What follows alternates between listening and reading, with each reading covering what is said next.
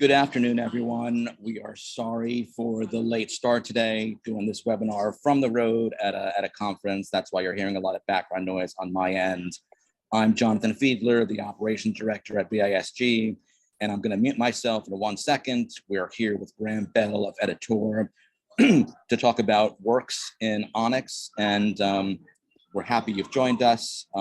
Given the late start time, it looks like we already have a good number of people already connected. So we're just going to get started. Thank you for joining us, Graham, and I'm turning it over to you. Thank you, Jonathan, and apologies from both EDItEUR and BISG for the technical issues that have delayed the start of this webinar. But today I'm going to be talking about works in ONIX, and hopefully we can keep this to time. So first of all, it's important to understand what is a work, at least what is a work in the context of ONIX. And as many of you will know, ONIX is built on principles developed from the INDEX project. This was a late 1990s project that looked into the metadata requirements for e-commerce across a variety of media, books, music, films, and so on. In ONIX, and carrying forward those principles from INDEX, in ONIX, the primary entity is always a product. ONIX records describe one or more products. Each product is described individually and separately from all of the others. But it's also moderately clear that products occur in groups. Now, by that, I mean, you can see if there's a hardback product or a hardcover, there will probably also be, given enough time, a soft cover, an EPUB, a PDF, an unabridged audio, possibly downloadable digital audio as well. All those are independent products. They have independent ISBNs, but they're also all members of the same group in at least one sense, in that they contain the same words and spaces. They contain the same intellectual property. That chunk of intellectual property is what we broadly call a title or a work. It's a distinct intellectual and artistic creation from which a number of products can be made. And I'd use the term manifested there as well. A product is a manifestation of a work. And whether you call the work a title, as I have done on screen, or a work, multiple products can be derived from that same title or work. And it's also worth saying, of course, that each individual product has many, many copies. And sometimes we call those instances or items. So the terminology could be any of the variations that I've put on screen there, but what we'll be using today will be mostly works, manifestations, and items. Of course, ONIX itself has almost nothing to say about the individual copies of a product, the individual items. ONIX is about products or manifestations, but ONIX can also include a certain amount of information about the title or the work, as represented by a group of products that share content. So we have a work, that distinct intellectual artistic creation, and that work can have multiple products derived from it. Each of the products manifests the work. And there can be many, many products. I've just shown 4 here. Of course, those individual products or individual manifestations can have multiple items. Now, of course, each work is also, because it's a chunk of intellectual property, is also linked usually to a suite of contracts. There may be just one contract, or there may be several contracts. Those contracts are with the creator of the work. They're between the publisher and the creator of the work. And the contracts tell the publisher what they are allowed to do with the work, how they are allowed to exploit that work in the various different products. Of course, works can be derived from other works. You have a group of products which form a work, and that might be a first edition. But then there'll be a separate work with a separate group of products that could be the second edition. So the second edition has been derived from the first. It doesn't exist in a vacuum. It may well have much of the intellectual property of the first work, plus some revisions. And there'll be, therefore, another little contract to control the use of that intellectual property represented by the revision. Now, I've said we've got a first edition and a second edition here, but equally it could be the second one is an illustrated edition derived from the non-illustrated work on the left. Similarly, a Spanish translation on the right could be derived from an English translation on the left, or of course, vice versa. Or an abridged edition on the left, sorry, on the right, could be derived from the complete unabridged version on the left. In each case, there'll be the original contract, the original bunch of intellectual property, and then somebody did some work to create the new work. That extra new work will be controlled by another contract, and there's a separate group of products in orange derived from that second modified work. And of course, these works can begin to form chains because that second derived work can be used to derive a third work and perhaps even a fourth work as well off the screen. Works can form links in a chain of one original plus multiple derived works. Now that chain, of course, has to start somewhere with a completely original work, but there can be many, many links in the chain that are derived in turn from that original work. And I say chain, but that's not really right because these chains can branch. You can have a translated Spanish and a translated Portuguese and a translated Italian all derived from an original work in, let's say, English. So the chain can branch, but also the chain can merge. Omnibus editions bring works together to create something new, the combination of multiple works. And we could question how each new link in the chain can be derived. And the first one on the left-hand side is clearly the original work, but you could derive new works through abridgment, potentially through annotation, through adding lots of footnotes or extra value in those annotations. You can compile to create omnibus editions.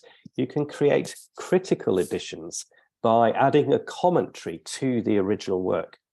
You could excerpt from the original work, or in more limited circumstances, you could create an expurgated version, which just has some offensive material removed, as we've had, for example, recently with the Roald Dahl novels.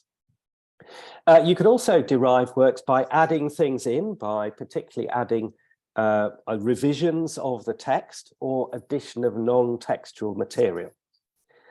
Translation, I already mentioned, and adaptation. There are probably more, but those are the key ways that new links in the chain can be derived or created. So in ONIX, we have this three-layer model that's ultimately derived from that index study in the late 1990s. And today we're using the terminology work, manifestation, and item. Remember that the products you're familiar with are manifestations of particular works. Now, it'll be no surprise that there are other approaches to this. We have a three-layer model derived from index, and that's how ONIX was created.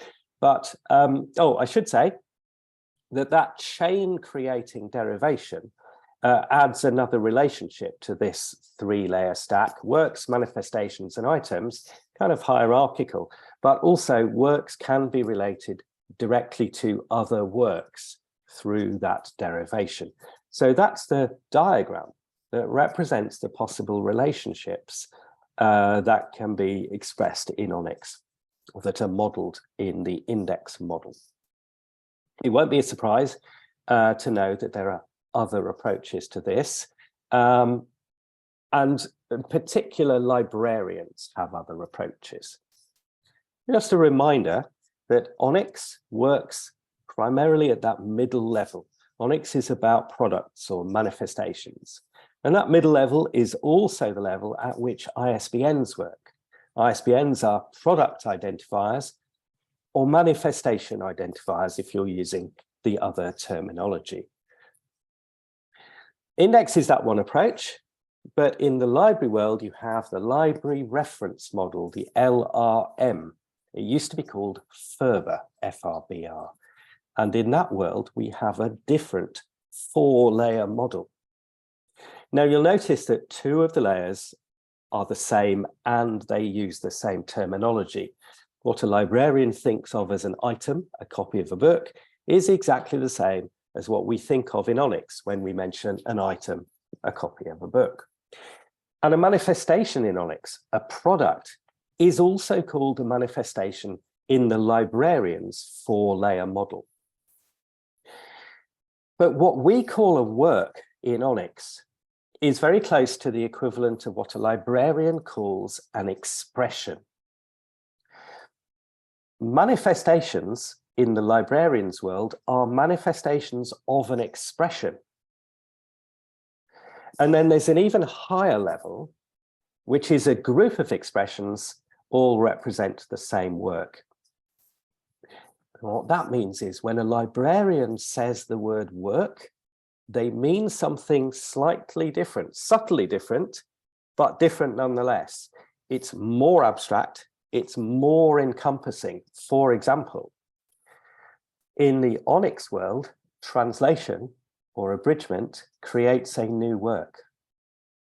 In the librarian's world, translation or abridgment both express different expressions, but without changing the work. So things that happen at this level in ONIX, at the work level in ONIX, happen at the expression level in the library reference model.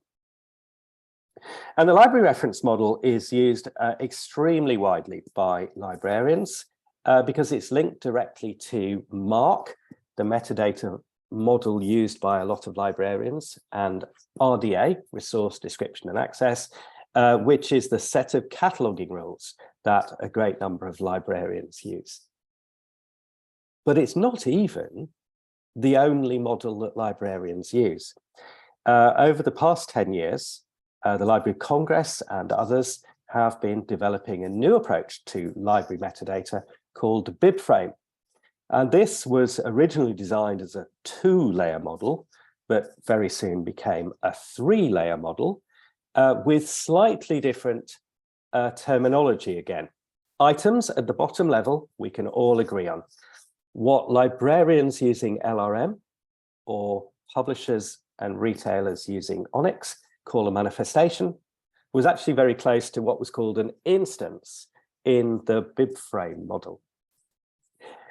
And then groups of instances were all instances of the same expression, which caused that other mismatch of terminology. Recently, BibFrame has actually tended towards becoming a 4-layer model again, almost a reinvention of the library reference model, but with different terminology. And that top level thing, the very abstract group of expressions, is called mostly a hub.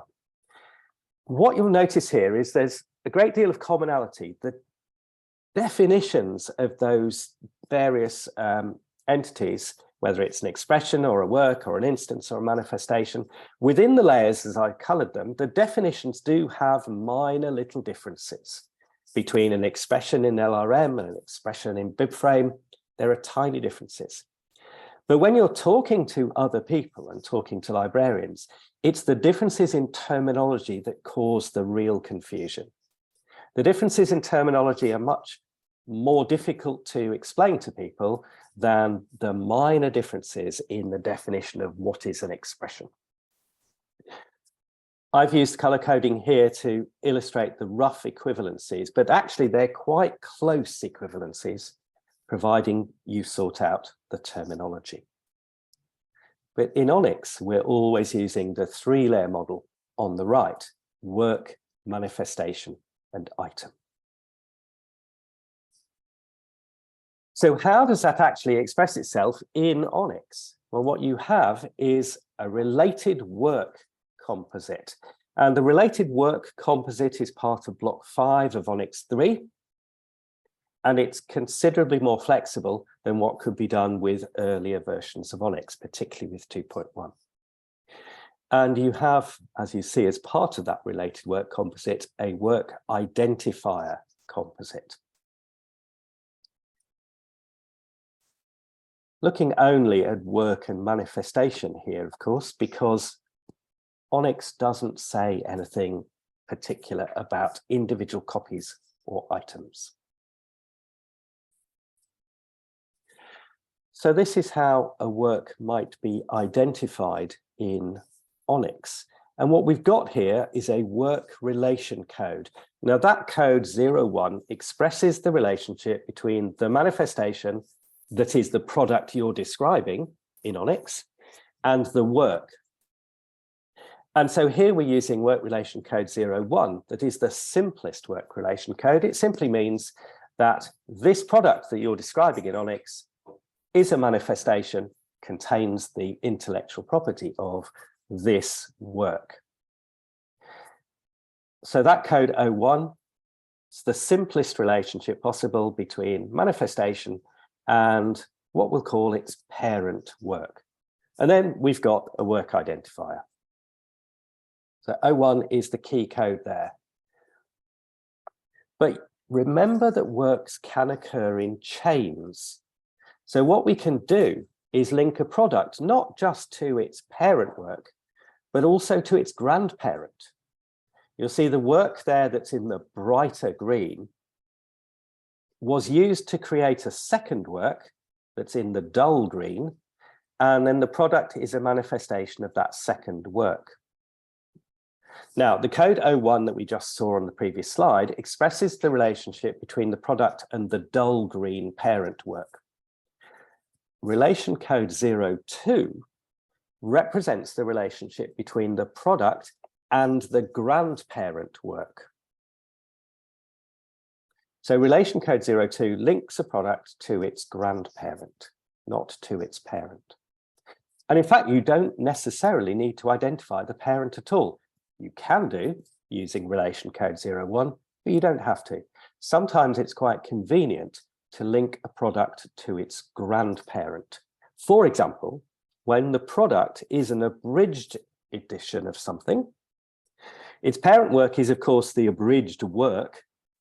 But what you really want to do is link the abridged product to the original unabridged work, and that's the grandparent, and you use code 02 for that. Similarly, and again, remembering that works can arrange themselves into chains, here we have a relationship between a product through its parent work to another child of the parent work, to a work derived from the parent work. So this is up and across in a right-hand sided knight's move. Relation code 03 links the product to the next derived work in the chain. And that has much more limited use cases. But what about the identifiers? And the sad fact is that there's no commercially relevant global standard work identifier. The previous standard was called ISTC, the International Standard Text Code. And in fact, the previous slides used old ISTCs, but that standard was used so little by publishers that the International Standards Organization withdrew the standard a few years ago.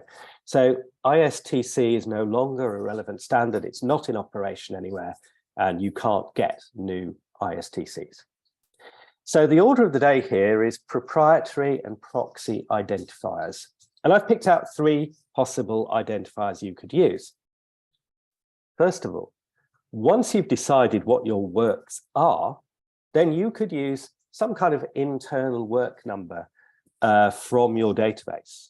Or you could use what's called a UUID, a universally unique identifier, which is in effect just a big, long, random number. To identify works, some publishers use the ISBN. Now, ISBNs, as you know, identify products or manifestations, but you can use it as a proxy identifier for the work. If you want to identify the work by proxy, you can use the ISBN of perhaps the first manifestation of that work. You're using the ISBN as a work identifier by proxy there. But if you're using these, ensure that you're using a suitable ONIX-like definition of work. If you're putting it in ONIX, then you should probably use ONIX's definition for what a work is, and not the library-like work ID. There are library work IDs, but they identify something different from what we mean by work in ONIX. You could take a library-style identifier for a library expression, and that would be a work in ONIX because a library expression and an ONIX work are very similar. A third opportunity for work identifiers would be to use a rather new identifier that's on its way to becoming a standard. It's not quite there yet. The ISCC, or the International Standard Content Code. Now, this is mathematically derived from the content itself. So if you have like a PDF, or you have an EPUB file that contains the work, or that is a manifestation of the work, you can use the ISCC. And the ISCC will identify products. But the first half of the ISCC, it's a big, long number, the ISCC, the first half of it can be used as a work identifier. They call this the meta ID chunk and the content ID chunk of the ISCC. Together, those two are half of an ISCC, and they identify the work. The second half is about identifying the particular manifestation, or indeed variation, of that work. So here's an example where we're using work relation code 01 to simply identify the work that is the parent of the product. And here we're using a UUID. Down at the bottom is a useful URL from which you can get any number of UUIDs. Each time you go to that website, you will get on screen a new UUID. Pick one, allocate it to your work, and use it consistently for all manifestations of that work. It is, of course, a proprietary ID. That UUID doesn't really mean anything to anybody else, and it won't be in any kind of register or database outside of your organization, at least not at first. So as a proprietary ID, you also need to give this ID a type name.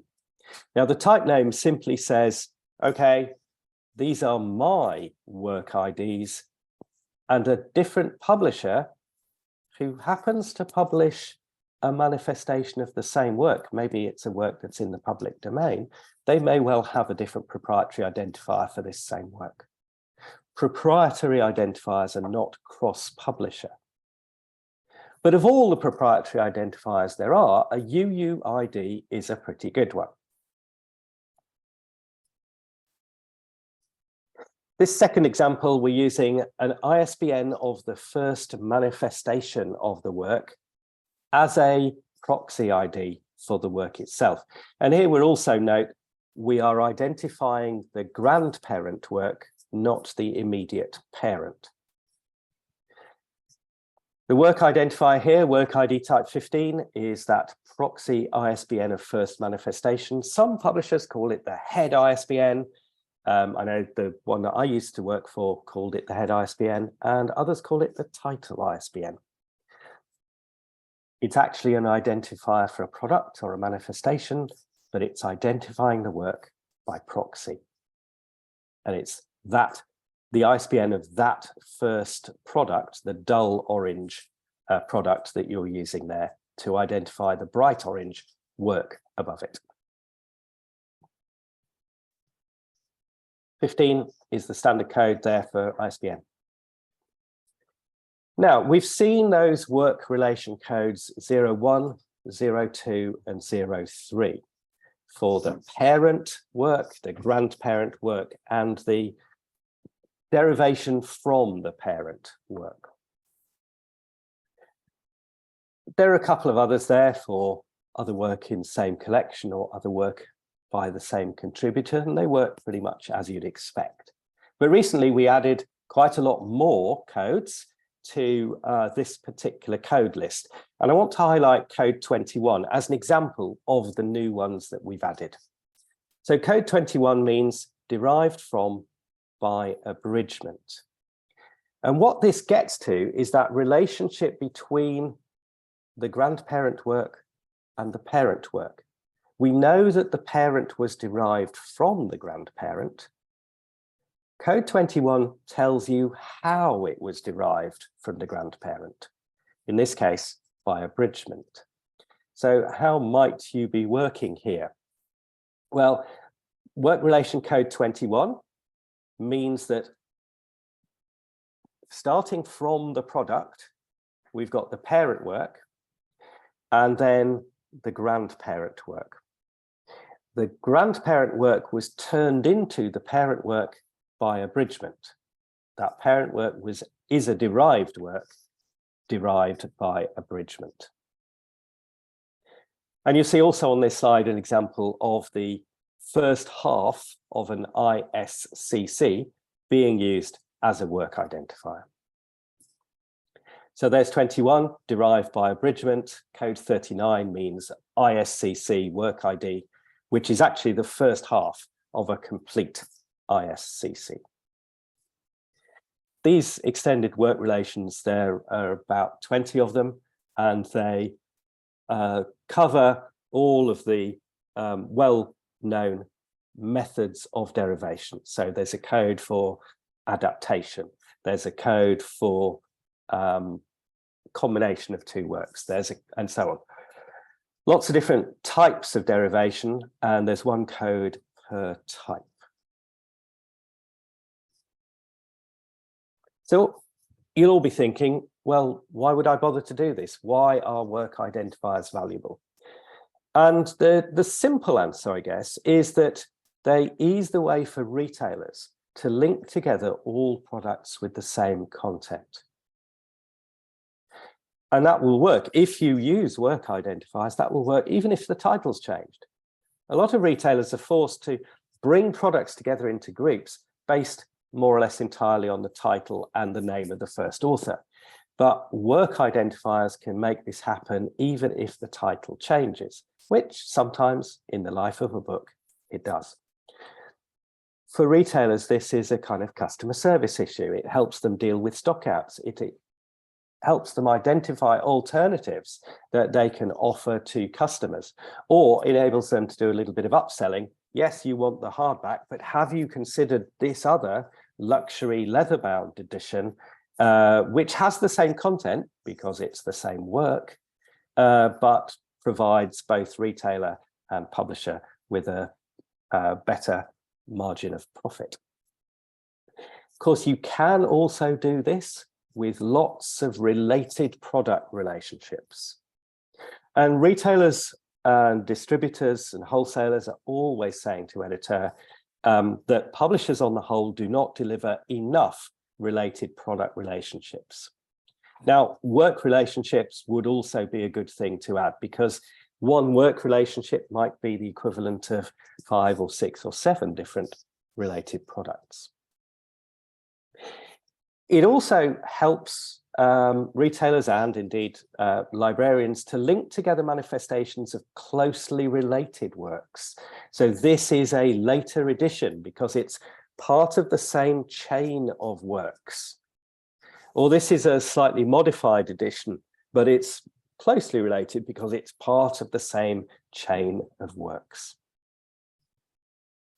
And there's a very clear link as well to the administration of contracts, rights, and royalties, because contracts are generally about works, not about individual products. So I hope that's given you a flavor of why those work identifiers are useful. Many of them will already exist in your systems, because quite often your IT systems may be built around this idea of works and manifestations. You can expose those internal IDs to the rest of the metadata supply chain relatively easily in ONIX, and it can be valuable. Thanks very much. That's all I want to say for today, but if there are a few minutes, then I could almost certainly deal with some questions. Jonathan. Thank you so much, Graham. We do have at least one question. Claire Holloway had to step out, but she thanked you very much for what you were able to present. And she was asking about, I'm getting an echo in my ear, so I'm not used to that. Okay, so if you wish, I can read out the answers the questions that appear on my screen, if that will help you, because I know you've got problems with audio. Yeah, no, yes, if you could do that, that would be helpful. Okay, so somebody, I'm not sure who, oh, it was Claire, asked, would including related works in an ONIX feed allow the books to become more discoverable? Is it a linked data benefit that hasn't been realized yet? And I think that there's, first of all, two different questions there. Would including related works in your ONIX feed allow books to be more discoverable? I mean, yes, but obviously it also depends on the retailers making use of the data that publishers provide. So I'd certainly recommend, there's always a chicken and egg problem here, but I'd recommend working with retailers if you're a publisher, or working with publishers if you're a retailer, to derive some benefits from those work IDs. It won't happen if all you do is put your work ID into your ONIX, but it will happen if you work with the major retailers or the people you're sending your ONIX to point out, yes, look, we've added these work relationships in there. How are you going to make use of them? Is it a linked data benefit? Well, Claire asks about linked data in a way because BibFrame is linked data, and OCLC, the organization that Claire works for, is closely involved with the development of linked data and BibFrame. And I think the very few benefits have so far been derived from linked data itself. ONIX is not linked data, but it is data with links. And the sort of links that we're including here in ONIX, yeah, the benefits haven't been realized because virtually no publishers are putting those work relationships into their ONIX. Well, that's great. Great. Thank you for that. Second question, Krista Coulson asks in the Q&A box. My question is the reverse of all of the examples you gave at the beginning. How can I clearly indicate we are publishing a new manifestation of the original out-of-print work? We're digitizing some pre-ISBN out-of-print books. I'm not sure how to make it clear that the new product is a re-release of something old without an update. That's an interesting question, Krista, and it there would be a very easy answer if you'd released good metadata about the original pre-ISBN products, of course, because then you would see that the work ID of the pre-ISBN product that's now out of print would be the same work ID as your new manifestation of that identifier. But since the metadata for those pre-ISBN now out of print products is likely to be relatively poor, I'm not sure that there's an easy answer to the question that you're giving. Although I would say in ONIX, one of the things you can do is to use pub dates here. Now, your re-release will, of course, have a contemporary publication date. But the pre-ISBN version that is now out of print, well, in the ONIX for the new version, you can use the pub date of the old version. Now, you don't use it as the pub date of the new version. The new version has a publication date of its own. But there's an option in ONIX to add publication date for the first manifestation.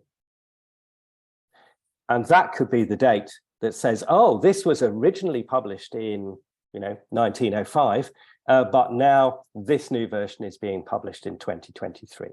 So, Krista, in answer to the question, a good question, I would say the way to do that may well be to provide a publication date of first publication. That's what it's called, the date of first publication.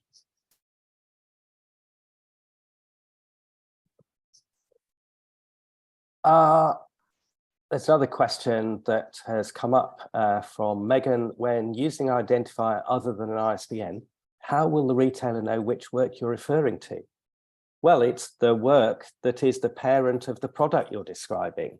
You'll always be in ONIX describing this work in the context of the product. And so the product has its ISBN. The retailer knows what product it is. And you're saying here, this product is a manifestation of this work. Now, it doesn't actually matter what the work is in that sense. It's just a work. But the key is that there'll be other manifestations of that work as well. Now, they'll all have different ISBNs, but they'll all share the same work identifier. And in that way, the group of products that are all manifestations of the same work becomes clear to the retailer. They've all got different ISBNs, but they all share the same work identifier.